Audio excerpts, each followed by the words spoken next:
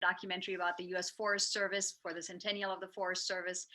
Later on, we worked on a documentary about conservationist Aldo Leopold. If you're not in the conservation community or from Wisconsin or Iowa, don't worry if you have never heard his name before. But people in the conservation community say he's one of the holy trinity of Muir, Thoreau, and Leopold. So get yourself a copy of a Sand County Almanac and read that book, and then you'll know all about Leopold.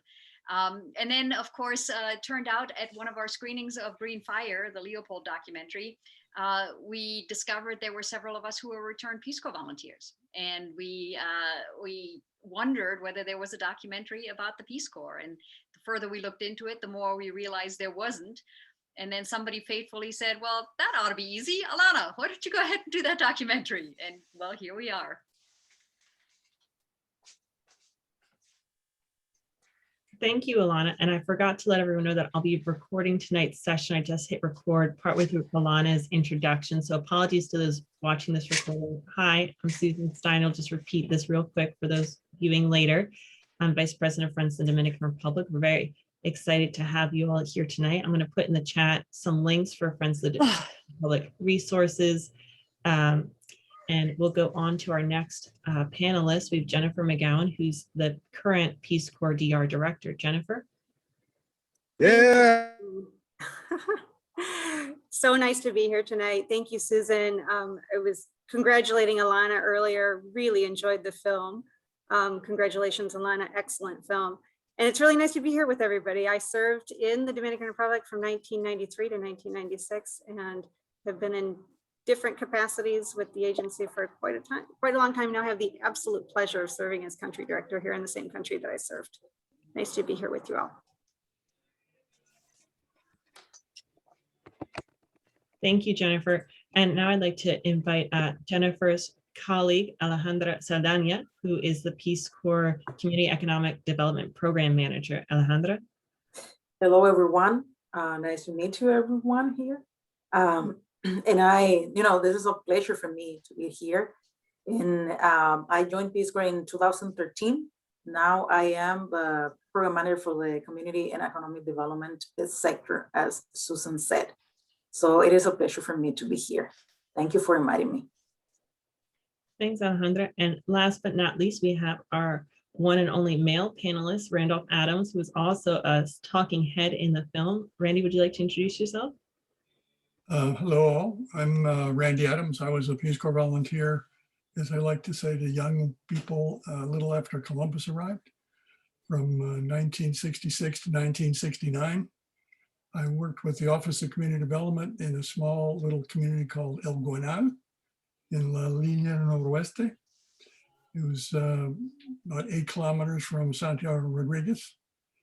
In my third year, I was a volunteer leader working with the Instituto Agrario Dominicano.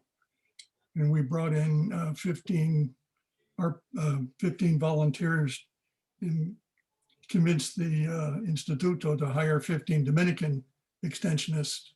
So we had teams of 15 Americans and Dominicans working in the ag-reform settlements.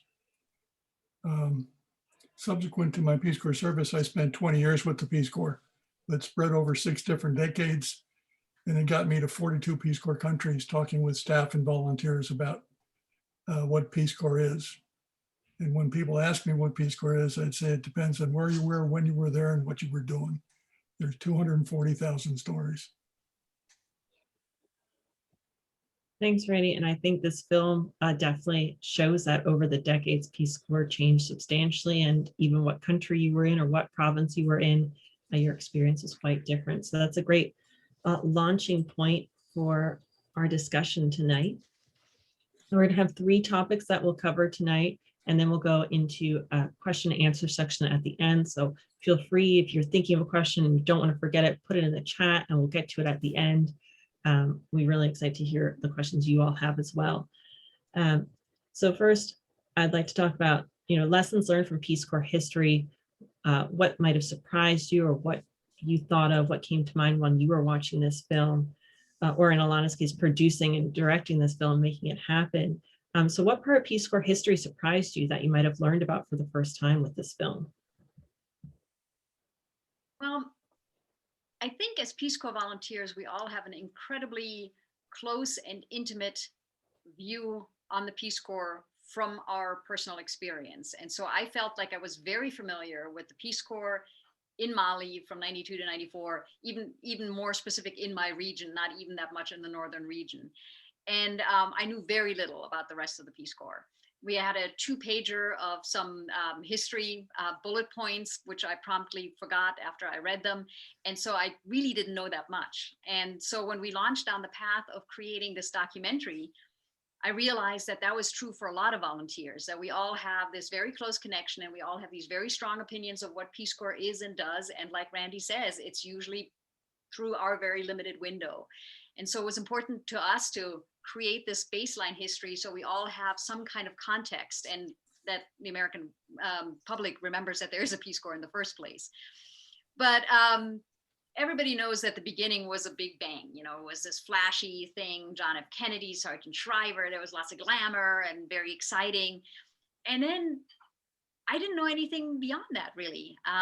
And so digging into the history and finding these pieces was not that easy because there aren't that many books written about it. There are some books written about the beginnings, and then there may be 3-4 books that are about the entire history of the Peace Corps, some ending in the 80s because that's when they were written. So it was really challenging. And I think I was most surprised by the 80s.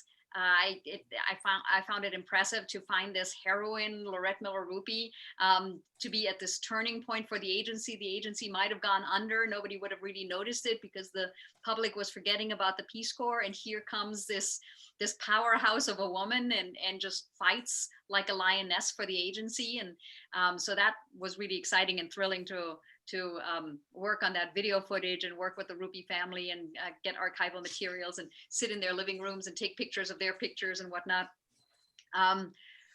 I found the difficulties that Peace Corps had, when we talked about the Cape Pusey case, and I read various other cases that happened before and a lot of the similar themes that kept coming back up again. It was so insightful to then learn about where the challenges are and why it's difficult for Peace Corps to learn from these mistakes or to build on that. And that was really interesting and fascinating as well. And then, I have to say I was a pre-internet volunteer. And so I had a bit of a chip on my shoulder about the internet volunteers, the people that could Skype home every night or binge Netflix in the evenings and such. And so I thought that can't be Peace Corps. That's not right. I almost sounded a little bit like Marion Haley Beale does in the documentary when she talked about Eastern Europe opening. That's not Peace Corps.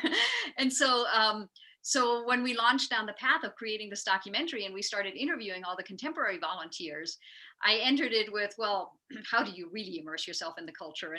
And the responses were just so genuine and so heartfelt. And you could tell they were so real and they had the same spark in their eyes. You could see that it was the same emotionally, intellectually transformative experience. And so by the time we finished production, I had been disabused of my notions about technology necessarily being a bane to the existence of a Peace Corps volunteer, but that there are a lot of upsides to it as well. I think those were my biggest surprises.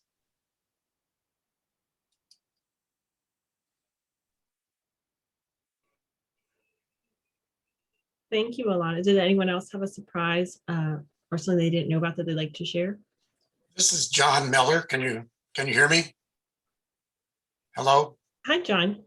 Yes, my biggest surprise, and it sort of confirmed what I had heard, was how strongly Richard Nixon fought against the continuation of the Peace Corps as it was.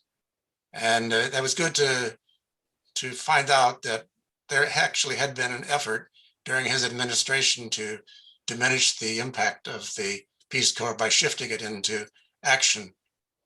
That was very interesting to me. Thank you, John, for sharing that.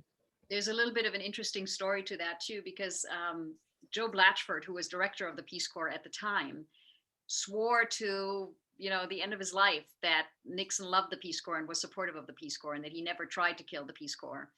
And we talked to our historians about it, and they said, well, that's simply not true. You can find the documents, like we found that memo where it said that a quiet phasing out was in order. And there were other people that tried to get rid of the Peace Corps early on, Fulbright was not a fan of the Peace Corps because he thought it was competing with his program. And so there's some surprises in that as well. But it was interesting to interview Joe Blatchford about it because he just swore Nixon did not want to kill the Peace Corps, but everything else pointed toward it except for Joe. Yes, hi, this is Guy Baehr. Hi, Kate. I had occasion to look into that issue a little bit back in the, I guess it was in the 70s. And there's always been the fact that there's no, Peace Corps does not have a list of all of the volunteers. It disappeared. They lost their records sometime during the Nixon administration. And the version was that he was afraid that the Kennedys would mobilize all these ex-volunteers politically, so they just lost the list. And so it is true that there is no list. You go to Peace Corps and you say, well, we want a list of all the volunteers, and you would think that they would have it. I mean, they've got it for every army going back to the Civil War, not for the Peace Corps. They just got lost sometime. So I never got the smoking gun, but it's There's not. actually a story to that one too, Guy. There was a fire at the National Archives and Records Administration, and that destroyed some of the records of Peace Corps volunteers, but also some of the records of serving military folks. So whether that was a malicious fire or an accidental fire, who knows? But that's the only thing that we could track down when we followed that rumor. Okay. In terms of what may have happened. The other thing that I was told from behind the scenes was that when Peace Corps went to a digital database on volunteers, they tested it out with dummy records. And then when they put in the real records, they forgot to take out the dummy records. So that made the list a little less reliable. So I know there's a list of Peace Corps volunteers that the Peace Corps has, but how complete and how accurate it is a little debatable. Right. But back in the 70s, they couldn't even give it an exact number. I mean, I don't know whether it was a conspiracy or not. And I was looking for the smoking gun, but it didn't mean, Anyway, I just wanted to add that. Thanks, Guy. And I would be remiss not to say that Janice Jorgensen, our membership board member, is on. And if you aren't sure if you're in the Peace Corps DR records or you'd like to be in our records, please reach out to her. She'd be delighted to have your contact information, and she can help you get in touch with other DR volunteers from your group if you're trying to connect with someone. Right. I think the Friends of the DR has probably a better list than the Peace Corps has of Peace Corps volunteers in the Dominican Republic. That is quite possible. Janice does an excellent job. Janice is all of you do. Works through everything. I'd like to just add, Kim Herman requested a FOIA listing of Peace Corps volunteers. And we received a list of, I want to say over 4,000, including people who were there for one day as a trainee to forever, included people who had transferred. I won't say it was absolutely everyone, but it was a lot of people. And I think in the end, there were about maybe 100 that we couldn't match up. So they may have burnt in a fire, but somebody had a list somewhere. Oh, okay, good. Well, I can speak to that also. It was about 20 years ago, 2001 maybe, we had a kind of a good relationship with the DR desk officer. And our original president, Neil Ross, asked for such a list. And because theoretically the information on the name and the dates of service is supposed to be public information. But we got that list, and it was very helpful through 2001, as Janice was just speaking. Yeah. Okay, good. Thanks, John. A question I have for Randy and Jennifer, as people who've long worked for Peace Corps, what do you think is the continuing allure for people to volunteer with Peace Corps? As Alana said, she didn't think that volunteers these days with the internet were having the same experience as her, but she saw it on the ground. And just curious from your long time at Peace Corps, has the reason that people are volunteering changed that you've seen, or has it been consistent across the decades? Good. Randy? We're playing ping pong. I've done over 150 oral histories now in the last 2 years, 3 years. And the thing that surprises me the most, these are RPCVs from every decade in countries around the world. I'm surprised at how similar they are in terms of their interests. If anything, the more recent ones are smarter and more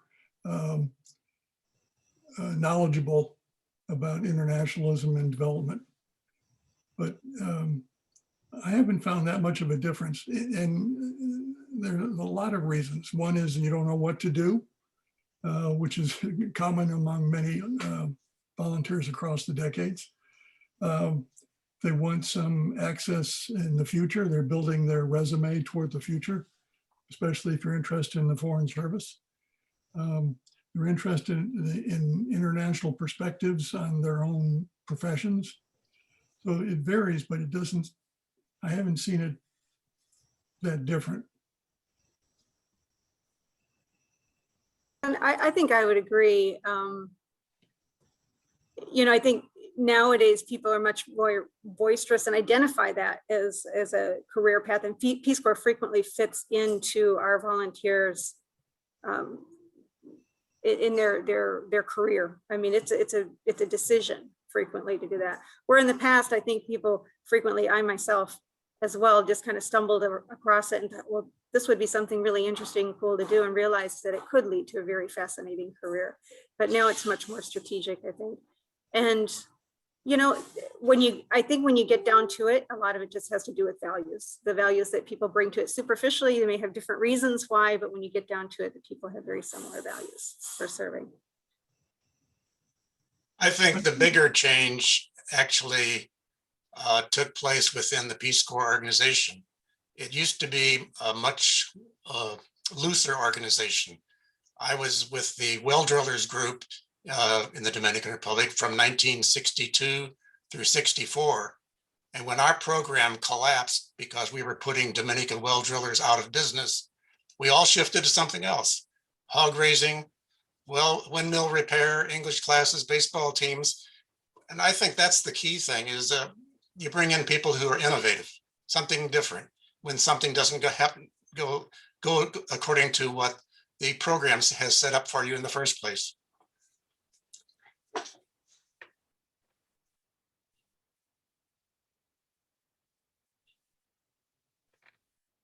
I think you're muted, Susan.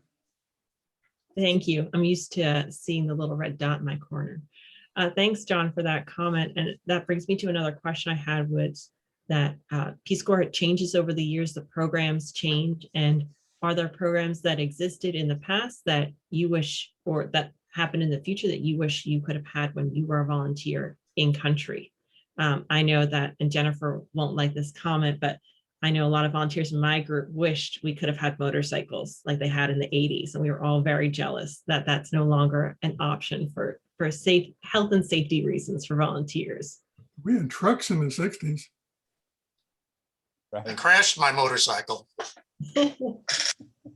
I was the first group that didn't get a motorcycle. So imagine how I felt. And I see Laura Hansen there, who had one. So she was, but I mean, this goes with the territory, right? That's just not going to happen anymore. I mean, no vehicles, no motorcycles or anything, because of the health and safety of volunteers, which is the huge priority, the most important issue for Peace Corps. But I also look at the advantages that brings, because nowadays for our volunteers to really be effective, I think it was even it was different when I was a volunteer. I mean, volunteers, there was so much demand in the community where you were, and then you could go over to another community and do something else. But the deep connections, I think, that volunteers make and have to make in their community to be able to be effective now, it really facilitates the fact that they're not moving around all over the place. So particularly now in the Dominican Republic, everybody's assigned to school. We have 3 different programs. We have an education, a primary education program, that's our youngest population that we work with. Then we have a youth development program. They work with middle school, high school kids, taking literacy then into, healthy decision-making, a lot around sexual health, reproductive health, and then employability skills in entrepreneurship. And that's where Alejandra's program comes in with the older youth and then young adults. But the work that they do at that level with capacity building instead of infrastructure and things like that, they wouldn't get it done if they weren't really deeply connected to their community. So taking the motorcycles away, I guess we get that. I'd like to agree with that, because the first year I didn't get my motorcycle. And that's where all my deep relationships were, from my original community. And the second year I did get a motorbike, and I ended up working in 10 communities. But the connections I had to the other 9 compared to my original was minimal. I think one of the things that always irritates me is when I hear volunteers saying, well, I didn't spend the first 3 to 6 months doing anything. I just met people. As if that isn't work in terms of building the trust to get the credibility to do the work you want to do. But I think by the time you end service, you recognize that. It's just when you start, you don't see this as being productive, and yet it's probably the most important thing you're doing. In terms of things I'd like to see, Peace Corps is afraid of municipal development. About 10 or 15 years ago, I think the world has gone to more than 50% now in urban living compared to 80% rural when we were volunteers in the 60s. We've had some fantastic municipal development projects. The one in Guatemala was a perfect model, but it was headquarters management that was afraid of people living in cities.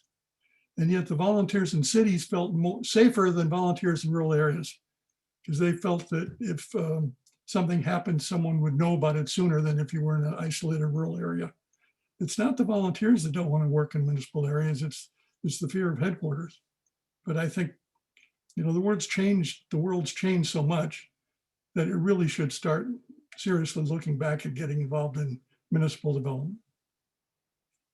I think the discussion around sectors is so interesting for the Peace Corps historically too, because I was telling Susan earlier, we were planning on an event called Culture and Conservation to talk about Peace Corps volunteers' involvement in climate change since before the term existed. And, since the beginnings of the Peace Corps, volunteers have been in agriculture, forestry, fisheries, and whatnot. And then in the early 70s, there was this big discussion about what the education sector should look like in the Peace Corps. So Sam Brown, who was the last head of action, clashed with Peace Corps leadership because Carolyn Payton, who was the director of the Peace Corps at the time, felt that the education sector was one of the mainstays of the Peace Corps and always has been one of the largest sectors. And Sam Brown wanted to revert to what he called basic needs. So volunteers should be doing agriculture and forestry and fisheries and water sector and whatnot, and not put as much emphasis on the education sector. And now we find ourselves in a place where global problems have crystallized much more, and they've become much clearer. So we have climate change, we have public health, like with pandemics and such. And the Peace Corps, operating off of its shoestring budget, oftentimes finds itself being pushed towards sectors where it doesn't necessarily have the capacity to make these new sectors happen. And so it just rebrands stuff. So when Let Girls Learn came around, there was no money that came with Let Girls Learn. It just was, okay, Peace Corps countries, we're going to focus now on girls' education, and we're going to call it Let Girls Learn, and just rebrand what you're doing. And that is hard for the Peace Corps, I think. And so getting the budget to with its original swagger, be able to really delve meaningfully into some of these topics that are really important now, so we don't have to rebrand our youth development sector because we now want to do environmental work, or we want to do environmental work, but there's no environmental sector, so we'll call it youth development. it takes a little bit of the power out of it, I think. So if there are strong environmental sectors, if there are strong public health sectors, that makes a statement. So as Peace Corps re-enters right after a global pandemic, with climate change still being the biggest problem facing this global community, Peace Corps has an opportunity to make a bold statement. Thanks, Alana. And we're getting some questions in the chat about current Peace Corps DR programs. So it should be our next section. Now we're going to get into what is Peace Corps in the Dominican Republic like today in 2020, or at least maybe what it was like in 2019, or sorry, 2021, getting my years all wrong now. What was it like in 2019 before COVID and there were still volunteers on the ground? So Jennifer and Alejandra, can you speak a little bit to that? You want to go first, Alejandra? You can go first. Well, I'd mentioned we had 3 sectors, and we plan to continue with 3 sectors: education, youth development, and community economic development. So and they really feed into each other. So we work with very young populations, with just beginning readers, as I was mentioning, moving into adolescence, and then into being young adults. And something that, before I go back to the programs, we had about 100, we evacuated 149 volunteers. We were always usually between 150 and 160 volunteers in country.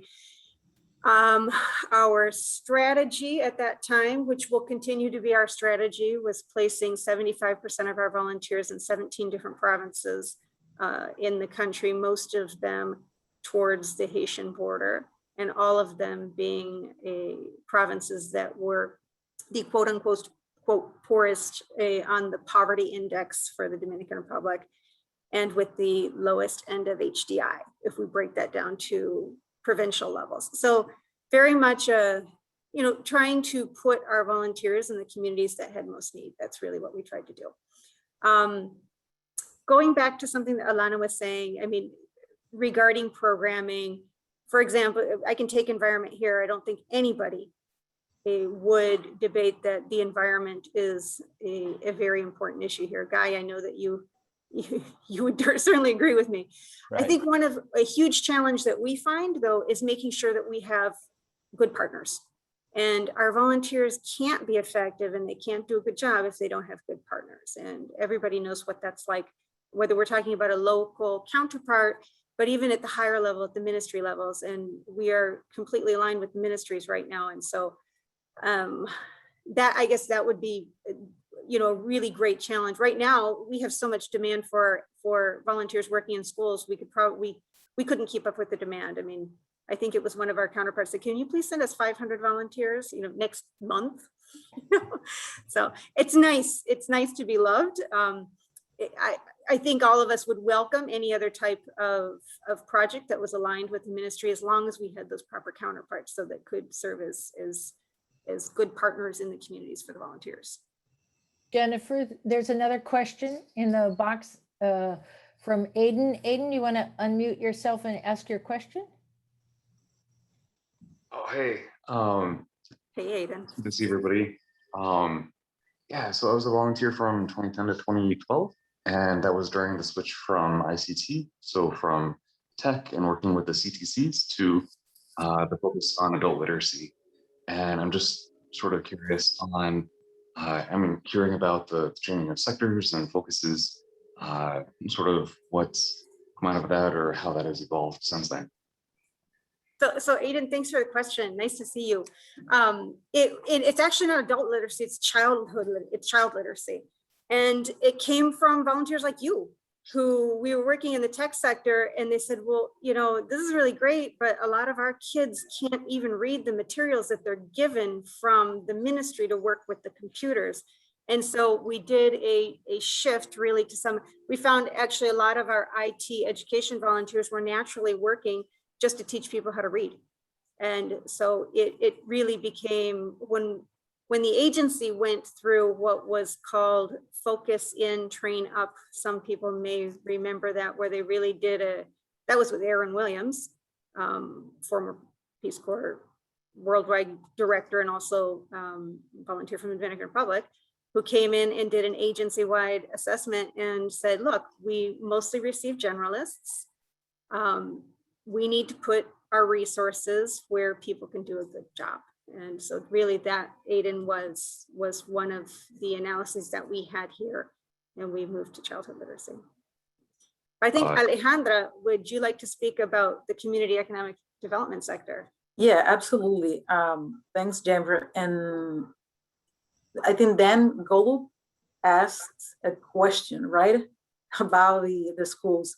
So in 2018, we had the program review for all our programs in Peace Corps, not only Peace Corps DR, but globally, right? And we decided to change for a little bit our CED program due to the difficulties, you know, among the associations and COPs where we place our volunteers in the past. So we decided to place our volunteers to working directly with schools. Now the CED volunteers are working with the schools 30% or 40% of our time.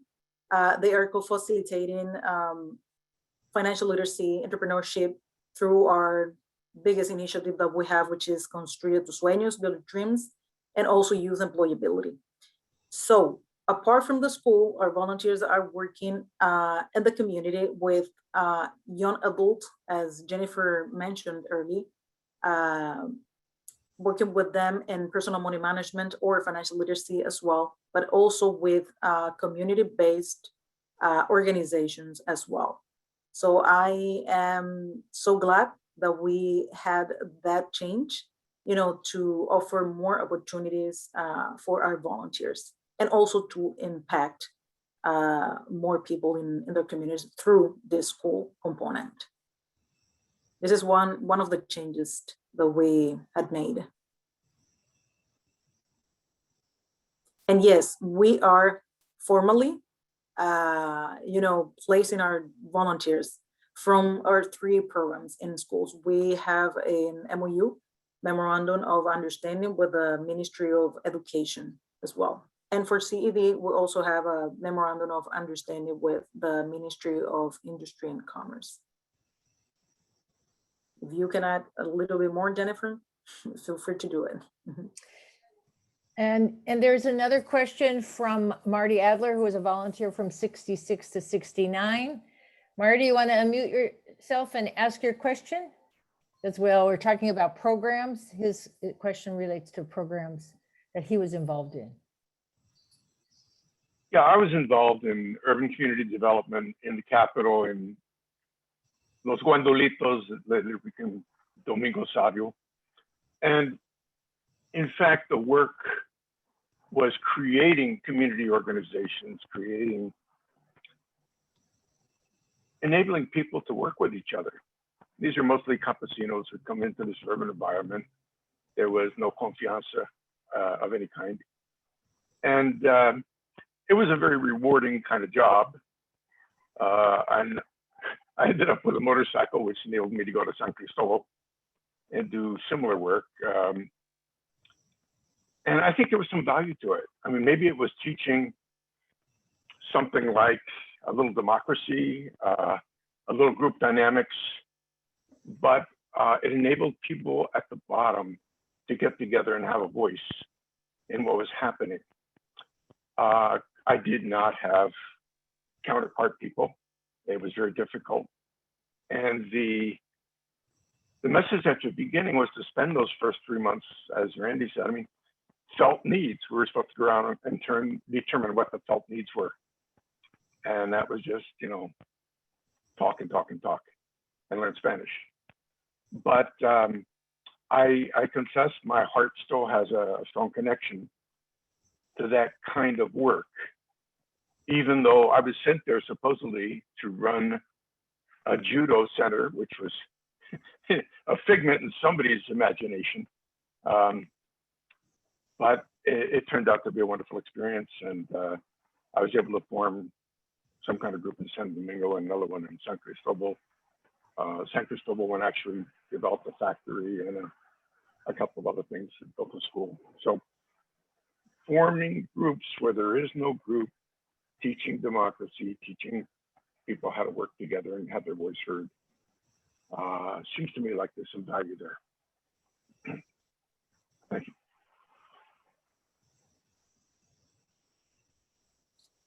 Thank you, Marty, for sharing that experience that you had.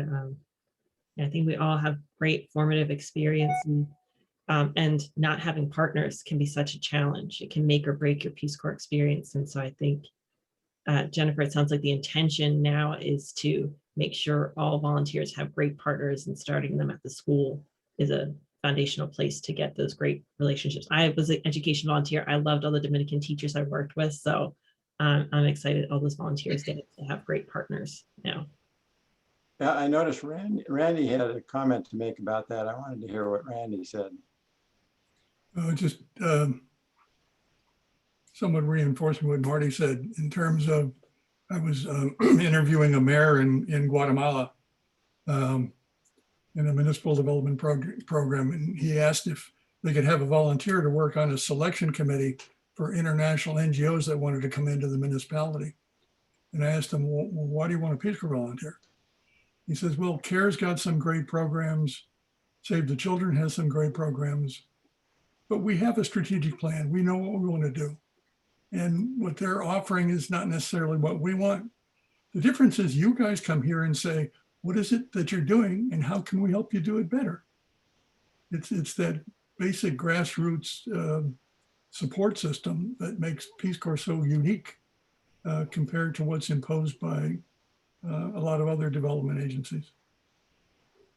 I had to do a literature review for AID a number of years ago, not too long ago, but 6-7 years ago. And after being in existence for 50 years, they wanted to know, what does the term capacity development mean? And in doing the literature review, I found out there were very few countries that even had a theory of development or a theory of change. They were all very left-brained. We're going to provide technical information, but the idea that you have to organize people, or people have to be organized, build coalitions, build support systems, it was beyond people's understanding of how change works and how development works. Peace Corps gets it right.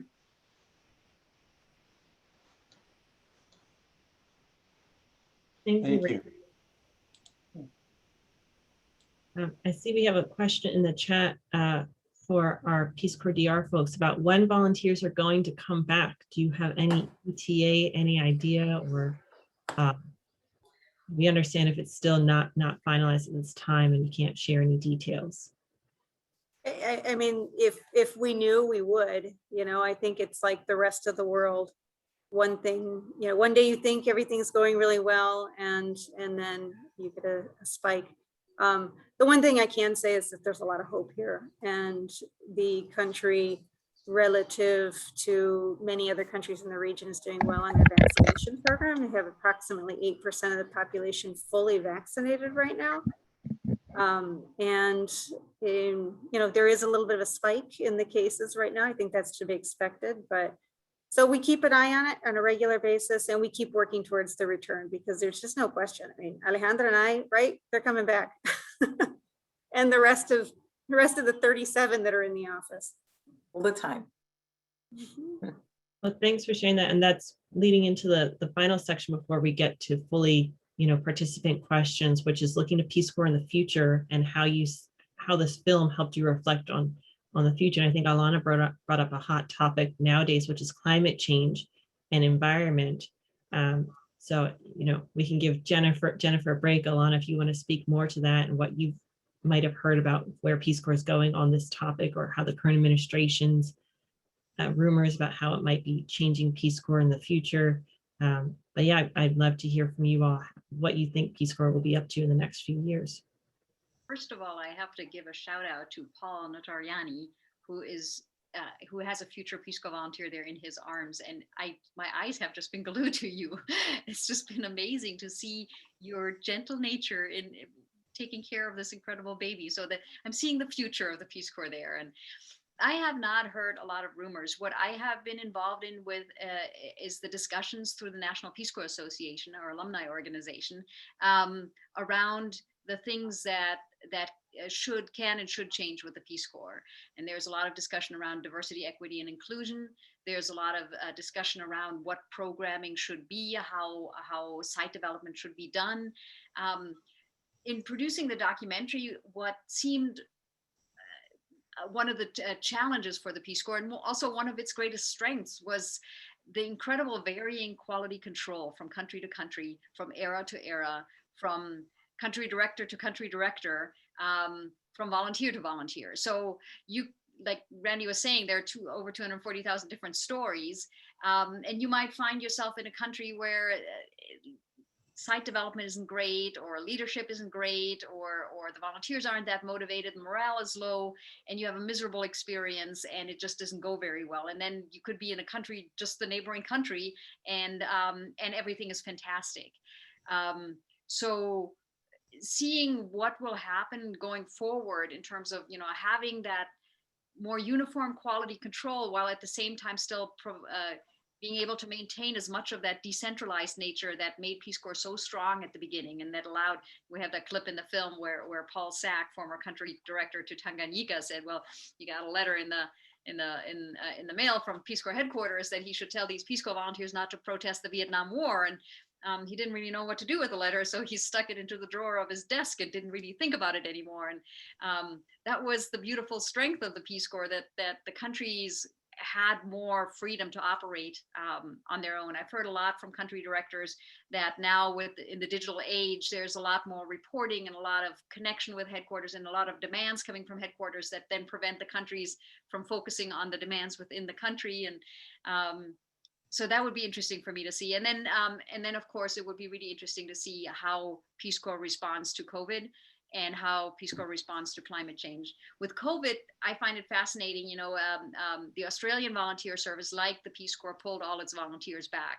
VSO left it as a choice for the volunteers. They said, whoever wants to stay in the country is welcome to stay in the country, and whoever wants to go home is welcome to come home. And I think they ended up with about half of their people staying in country when that offer was first made. So it would be really, I think it would be so inspiring to see Peace Corps come back swinging with a strong public health response. And I would love to see Peace Corps make an announcement saying, we're taking vaccinated Peace Corps volunteers, and they're going to be frontline COVID workers in the countries where they serve. Alana, there's a question for you. Elizabeth, do you want to unmute your mic and ask Alana directly? It's about the future, which ties. Yeah, Alana, Thank you you. mostly just covered my question after I typed it out with your Okay. response about your experience with the film, and where do you think Peace Corps needs to improve? You spoke a little bit about that, but is there anything you're leaving out in what you just spoke about as far as maybe some issues? I thought as I was watching the movie, something that came about was just the whole whistleblower recently, and protecting whistleblowers, and that hadn't come to my mind. And thank you for putting that in the movie. Clearly that was a place where Peace Corps needed to improve. Are there other places that you think are still out there that we really should be just aware of?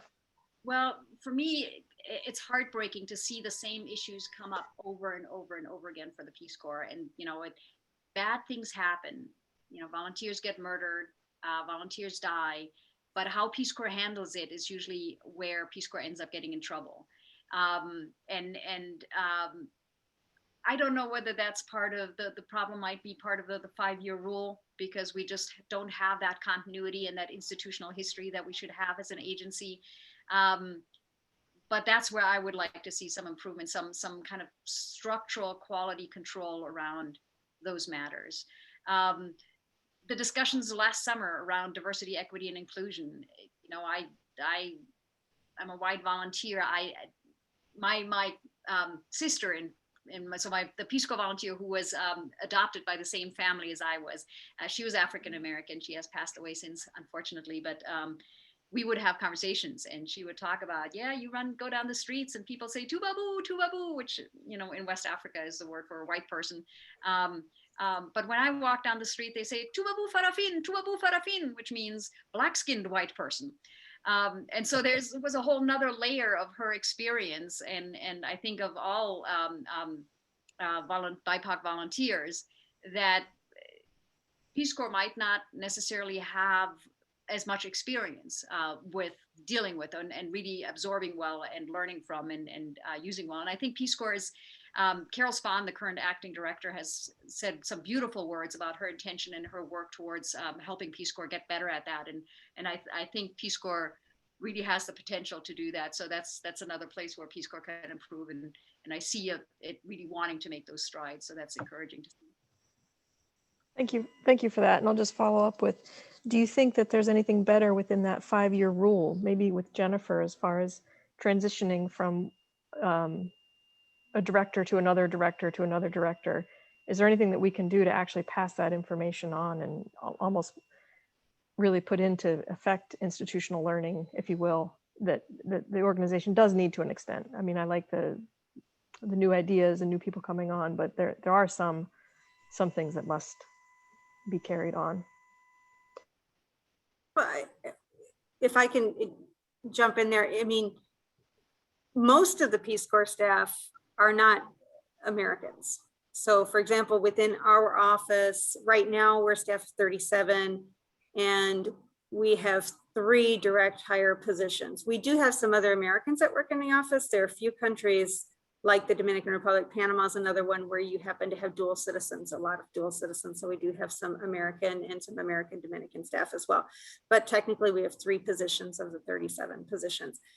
I agree 100% with what Alana has said. And actually those are the 2 issues that I would cite as well. The institutional memory, I think actually the agency is working on this right now, putting in systems that speak to each other and ensuring that we have standardized procedures operating procedures where we can pass on information. Our information's in our database. So whether you were here before or in the past, you can access that information. I think that will help us, having systems that actually speak to each other. A lot of it has to do, a lot of it's on us, so it's on the staff. Okay. And I think we've done a lot over the years, but we can always do better. We can definitely do better. And regarding ICD and now I'm using a Peace Corps kind of acronym, diversity, equity, inclusion. A bunch of bullshit. Is that for me, the bullshit? No. Oh, okay. I'll take it, but no, I'm sorry. I didn't realize my mic was on. No, we can have a conversation about it too, though, no problem. But with the diversity, equity, inclusion, not only for our volunteers, but also for our staff members. And I'm really excited and hope that I hear of changes, but I look forward to actually hearing. I keep telling them on these calls, I'm like, tell us send us a list of some of the things that are going to happen. Not only with recruiting volunteers from all different backgrounds, and not everybody can be a volunteer. Not everybody can afford to be a volunteer. So taking some of those barriers down so that we can actually recruit volunteers from all different backgrounds, but also staff members. I mean, we don't have diversity amongst our staff members at all, except for our local staff, obviously.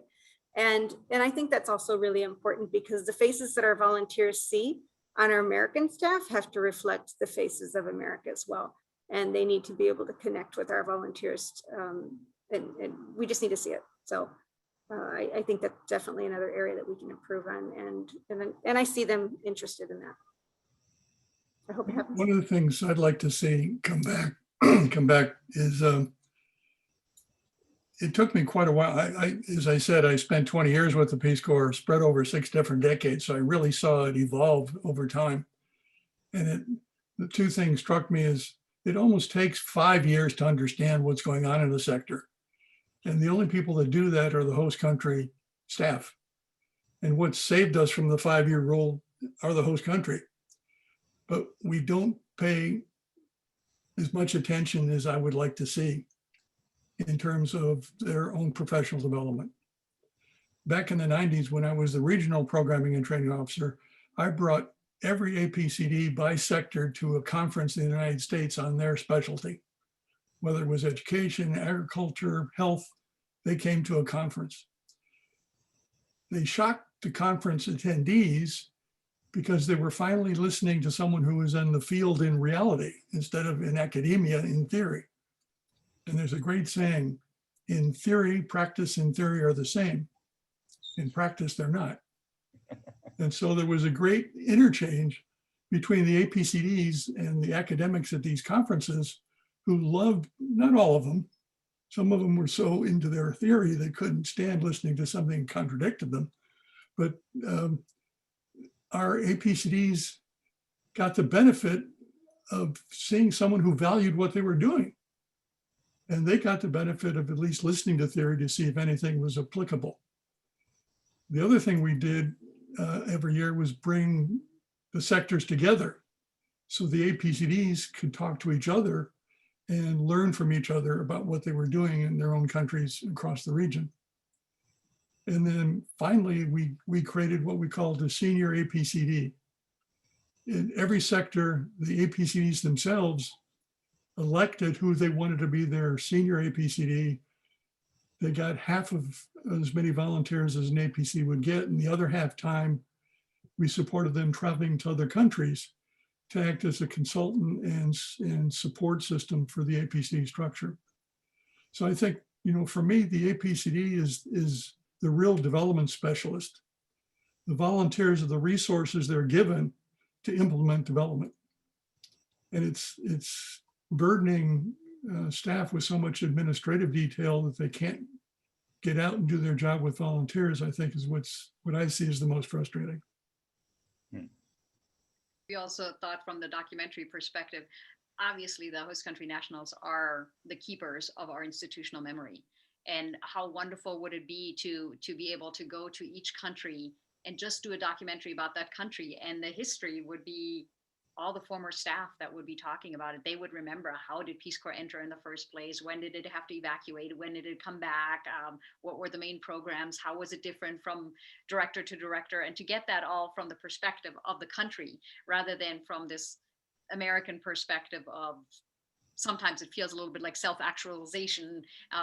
Instead, to get these stories from the host country nationals would be fascinating. And I produce Peace Corps documentaries for the rest of my life. I do 142 countries that we have now, right? And just interview host country nationals. It would be so much fun. What I have done, I convinced the oral history coordinating committee to, I think they were thinking about it anyway, to really recognize that we have to do oral histories of staff, not just volunteers. And I did one of the first ones with Alberto Rodriguez, thanks to Jennifer.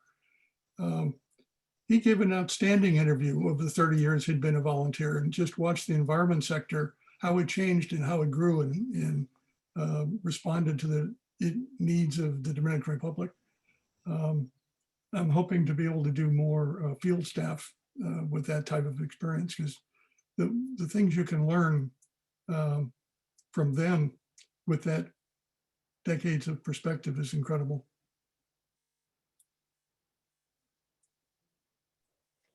Thanks, Randy. And I know, Jennifer, we had heard from Friends of the Dominican Republic that Peace Corps is instituting new training materials, and that you might be looking for returned Peace Corps volunteers to help out in providing some audio about their experiences to help new volunteers come in. I don't know if you want to speak any more to that, but it's something for our newsletter followers to stay attuned to, that we might have a call for volunteers to provide some of your own oral history for Peace Corps training, which will be essential as new volunteers coming back without Peace Corps volunteers in the field. That would be great. I mean, we have our training director is really in charge of that, but it's going to be tough. I mean, when they come back, and we're so excited to have volunteers back, and we really hope that some volunteers that were evacuated are still able and interested to come back, and we have a list of several of them. But we hope to be able to tap into resources like you, or recently serving volunteers that can help in training or orientation, some type of panels, mentorship as well. So I appreciate that, Susan. And yeah, Tim would be the one who would be reaching out through you guys. It'd be wonderful. Okay, great. Thanks, Jennifer. And we're about to go into open questions, so feel free to keep adding them to the chat. But one that I received a direct message was about sexual assault in the Peace Corps and what the film spoke to, and how unfortunately there have been new news reports about sexual assault. And so how is Peace Corps in this gap with no volunteers in the field working to address those issues? And I still remember, Jennifer, when I was a volunteer, you showing us the stats of harassment in Dominican Republic for men and for women and men has quite high harassment numbers, just a fact of being in the country. So how's Peace Corps DR working on that topic? So I think the agency as a whole is working on that topic. I saw the question that you had originally sent to us, Susan, from going back to Kate Pusey onward. First, I think several people have seen or read the most recent article in USA Today, and I just want to recognize how brave people are when they come forward and they tell their stories. Similar to Alana, hearing the story, we had a processing session with the staff after that. They were very affected by listening to that, and they said, say one word, and mine was again. I do think the agency has put a lot of different protocols in place. Alana highlighted that in her film about the sexual assault risk reduction and response program, which is training for staff and volunteers. There's also an office of victim advocate. They've done a lot of good things. We can do more, and we have to do more.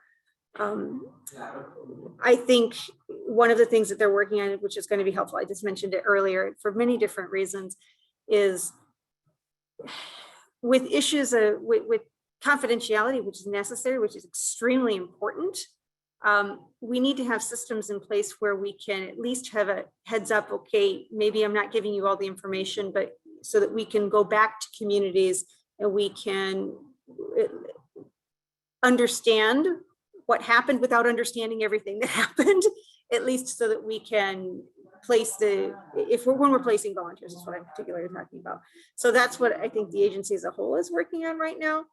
I do have to say, I feel that our local staff is excellent at keeping those history files, and they share them very, very intently with our medical staff, with our safety and security staff, with our programming staff. Again, without any, violating any confidentiality of a volunteer. I see a hand up. Yes, thank you, Jennifer. Paul, would you like to ask a question? It was more of a comment or an observation, really. I understand it's a difficult situation with Bill or Act and taking care of the organization, taking care of the volunteer, and giving them services they needed. I had a little bit of an unusual experience with it because I got out of the Peace Corps at DR in 2011, and when I got home, I thought that was pretty much the end of it. Although I happen to live outside DC, and I accidentally became a contact person for a bunch of people with First Response Action who were Peace Corps volunteers who were getting together. They were the ones being interviewed, and they were the ones who pushed for the legislation originally back then. And not to get into the whole topic, but one thing that I found really horrible, and when I say horrible, there are many, many things about the Peace Corps that I love, and there are a few things that are really dark. And one of the darkest things I noticed was the level of tension and aggression that Peace Corps volunteers put onto those who are organizing. And I'm just throwing that out there as an observation. Usually, and as an overall group, I'd say they're some of the warmest, most compassionate people I've noticed. But the second I mentioned to anyone that I had any connection whatsoever to this group that was organizing and trying to contact their legislatures to get some protection passed through for sexual assault survivors, I was almost blacklisted for a while by some people. And I'm not talking about the administration. I'm just talking about the knee-jerk reaction from volunteers. And I can understand how that happens because, especially when you're young, it's one of the biggest things you've done in your life. And so you're very protective of it. So anything that comes across as a potential threat, is something you're going to lash out at. But it was pretty shocking from my perspective to see people who I still do have an incredibly high opinion of, their knee jerk to survivors organizing was overwhelmingly negative. So I just wanted to throw that out as an observation of something I saw once. I think we stumbled upon a lot of the reasoning for that when we were doing the documentary. And I kind of came away with the feeling that as Peace Corps volunteers, it's frustrating to realize how America is not remembering that there is a Peace Corps.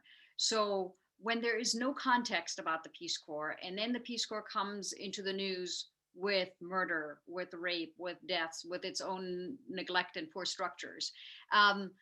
And then that's the conversation that you get to have with people about the Peace Corps who have zero other context about it. Then people get really defensive because they are feeling like they need to be defending the agency at all times. And because it's our own, it's your warm, fuzzy memory of your own experience. And here America doesn't remember. And now America wants to talk about murder in the Peace Corps. But I found the same thing when we brought up because we said we were going to tell the story warts and all. We didn't want to do a recruitment video or a celebratory piece that PBS would refuse to show because it would show a bit of an appearance of bias. There's very quick pushback against anything negative against the Peace Corps. People are pretty fierce about that. Thank you, Paul, for sharing that. And I was actually volunteer in 2013, 2015. So I was probably one of the first groups to benefit from that act coming into place. So I thank you for the work that you did in pushing for that, because it was something we noticed in training. So thank you for pushing past that. So now we're open up to full questions. So if others have questions in the chat, or if our panelists have something that was touched on the film that they'd like to bring up that we haven't talked about yet, we'd love to get your final thoughts. I just want to say a quick thank you on this call. There are several people here who have been helping with this documentary since way at the beginning. Guy, Kim, Randy, so I just want to thank the Peace Corps Dominican Republic community for making this documentary possible on so many levels. Our pleasure. Yeah, and we thank you for pushing through and putting this together and doing such a great job. I learned a lot. Absolutely. Because you don't really know a lot of the programs in the other countries and so forth, and the overall picture.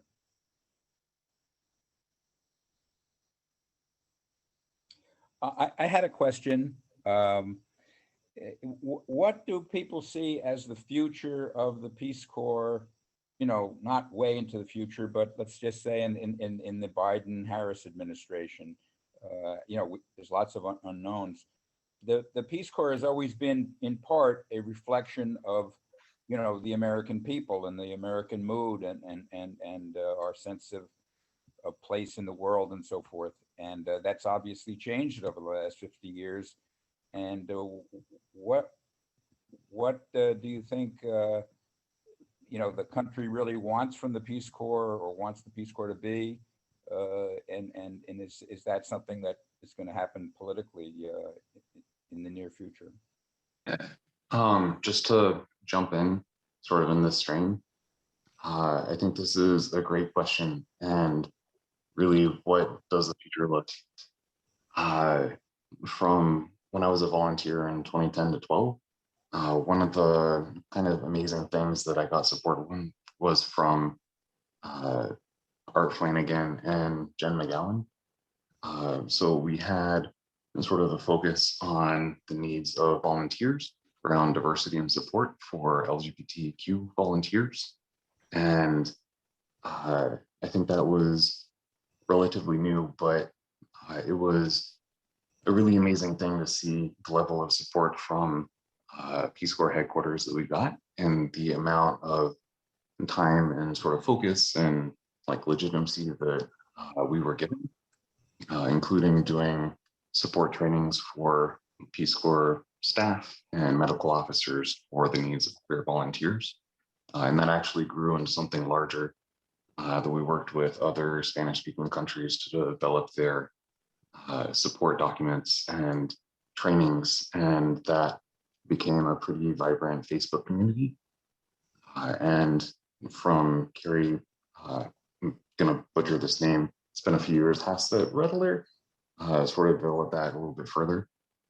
So just saying like the voices of Peace Corps volunteers, I think are so important and can really inform the direction of the Peace Corps. And one of the things that's kind of amazing about this call is that there are people from, you know, decades of Peace Corps service that are still sort of seeing the same things that are their, you know, the stresses don't really go away, but perhaps are avenues of addressing them, or sort of focuses are indeed getting better. And I think that's one of the really exciting things. And I don't see that really going away. And I think Jen McGowan has been such a strong sort of push for PCDR for this really being volunteer focused that is really inspiring and is awesome to see.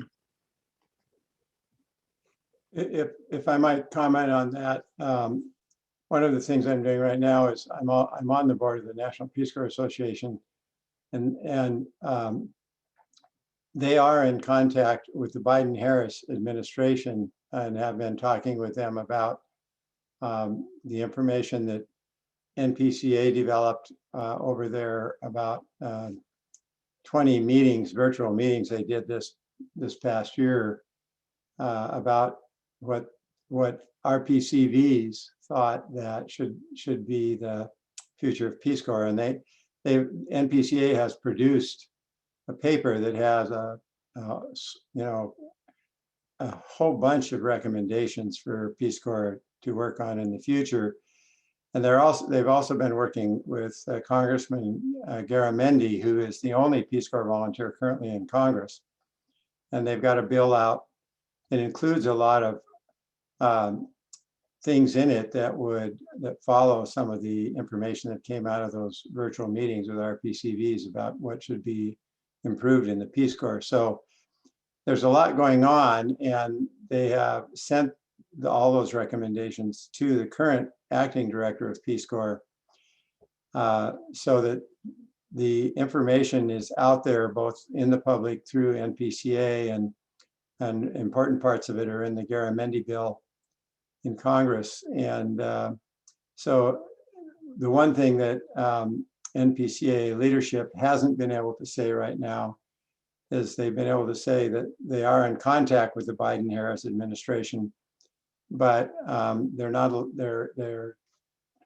allowed to be saying what those conversations are about and exactly who they're talking to in the administration. So part of that is still developing, but I just wanted everybody to know that there are conversations going direct between the Biden-Harris administration, the National Peace Corps Association, and Peace Corps also, that involve all of those issues. And so that just gives you a little bit of background of what, and if you haven't looked at the NPCA site and looked at the recommendations that came out of the 20 town halls that they had that they then put together, you really need to read that, because it's a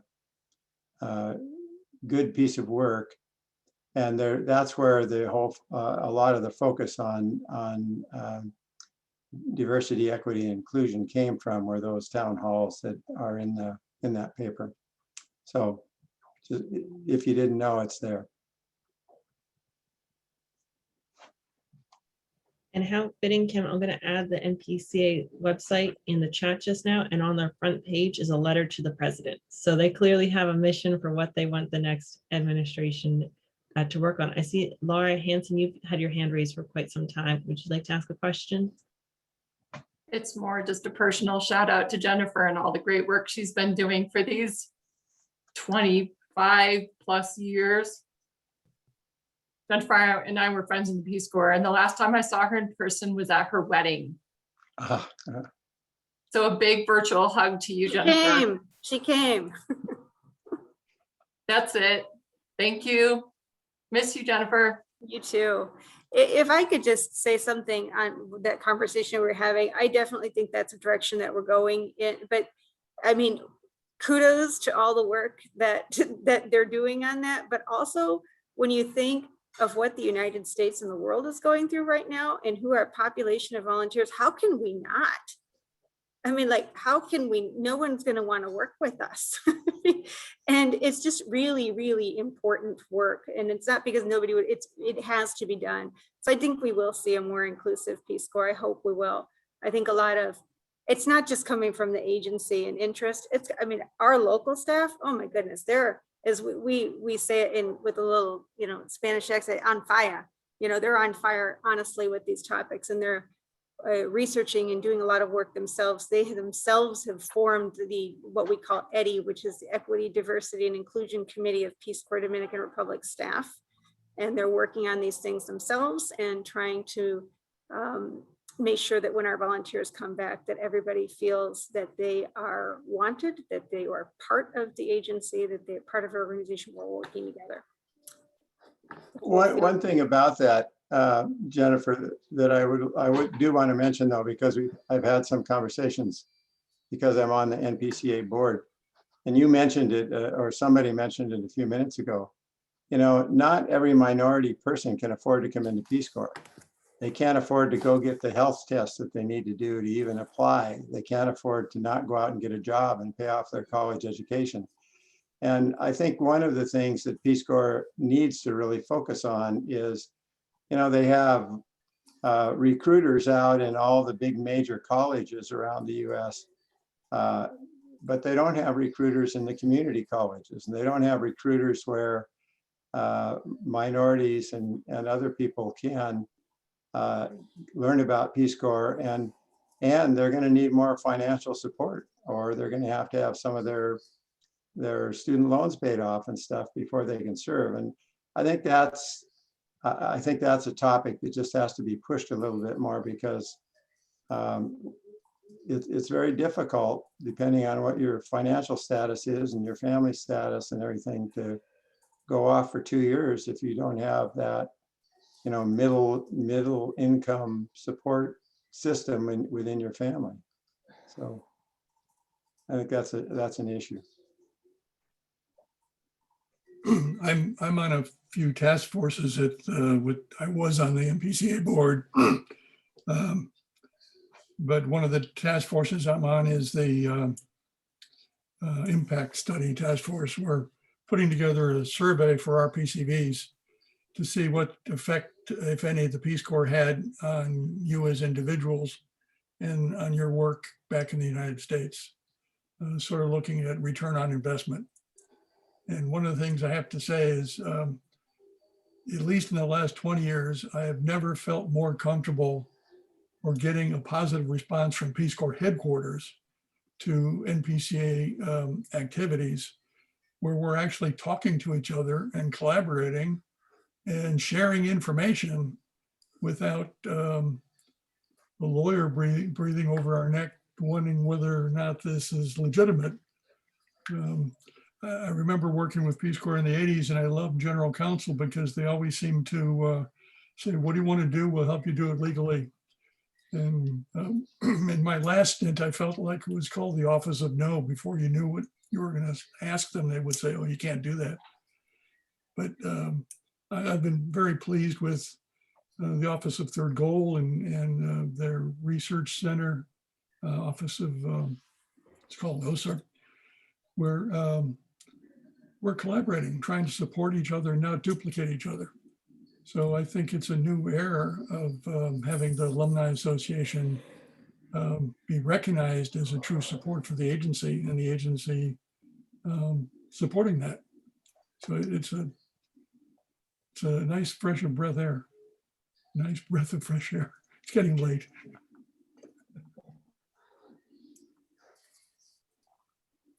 Thank you, Randy. You know, knowledge management's always a weakness of every organization. So it's great to see NPCA and Peace Corps aligning on that topic. I really appreciate Roger's comment in the chat that the recruiting the next generation of Peace Corps volunteers is should be a third goal of return Peace Corps volunteers. You know, we can help bring in the next cohort of volunteers.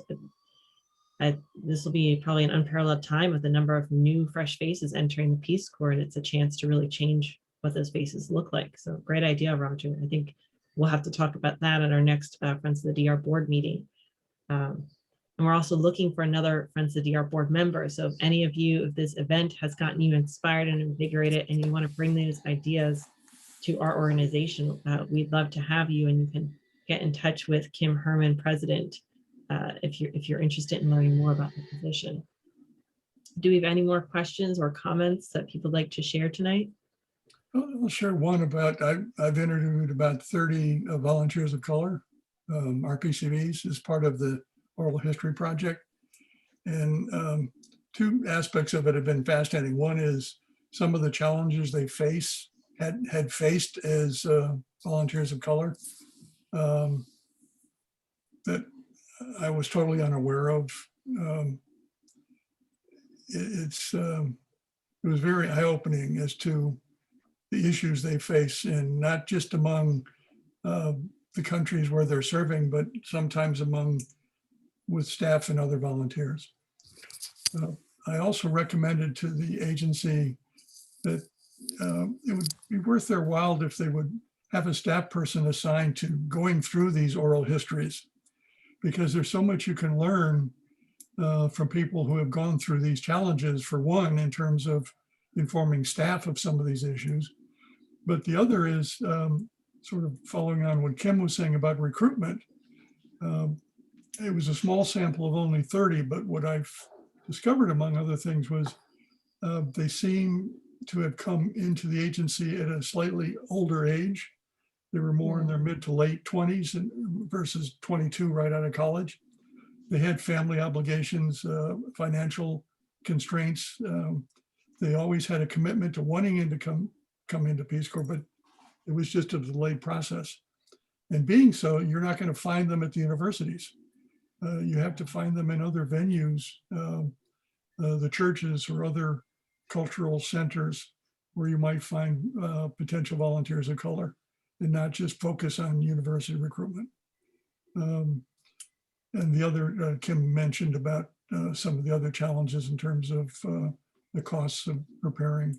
I remember when we went through, I think we had something like 21 shots on it. Marty, you might remember, some like 21 shots over 3 months until they discovered the island was pretty much disease-free. But it was sort of like they paid for all of that as recruits or as candidates, trainees. We didn't have to pay for any of those medical preparations.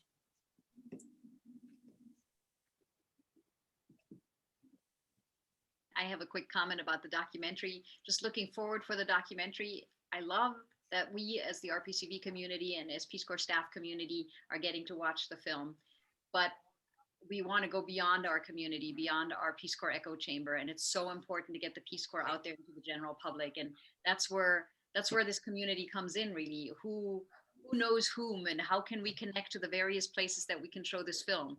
Who is connected to a university where we can show it, to libraries, to museums, to conferences? I say planes, trains, and automobiles, your sorority, we were just chatting, Rini and I were just chatting in the chat about the Medical Reserve Corps of Maryland, where she volunteered to vaccinate. All those are any kind of groups where you can get people together and say, hey, let's watch a film about the Peace Corps, and then talk about what matters to us. And we can just use the story. We don't have to continue talking about the Peace Corps at that point, but we just use the story to talk about what we're passionate about. And on campuses, we're pushing universities to do cross-departmental showings. So the idea is that the film is open to the campus community, to staff, students, to professors, and then you put a panel together of the luminaries from campus, and you get the people that are from the public health department, you get the people from development economics, you get the people from the environmental sectors, and all these different ways that you can look at the Peace Corps, and it helps them break out of their echo chambers, and it gets the story out there more into the general public. So if you have any ideas, if you have any connections, we're also always fundraising. We're now working on getting it on PBS. So, let me know. I'm going to put my email into the chat. Feel free to email me. And even if you just want to chat about the film, I love doing that. During COVID, I didn't get to hang out with lots of live audiences. So this is awesome. This is Guy. maybe if Peace Corps, might be interesting for Peace Corps to incorporate the film into their training program, because a lot of volunteers come into Peace Corps, but they don't really either know the history or, the diversity and so forth. And it might be a good part of the training. Jennifer's on it. Yeah. I just want to say thank you, friends of the DR. Thank you so much for constantly, support my people throughout this platform. Thank you so much on behalf of my beautiful country. Our pleasure again. Yes. Very much appreciated.